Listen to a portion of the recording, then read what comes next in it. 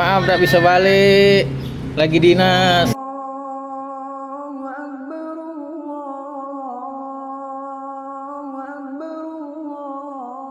Saya, Kapten Wiku Fredrik Karuntu, selaku Kepala Kantor KSOP Kelas 1 Palembang. Dan saya, Sri Widianingsih, selaku Ketua Dharma Wanita Persatuan Kantor KSOP Kelas 1 Palembang. Dengan kerendahan hati, di hari yang fitri ini, marilah kita berjabat tangan untuk saling bermaaf-maafan. Semoga amal ibadah kita diterima oleh Tuhan Yang Maha Esa.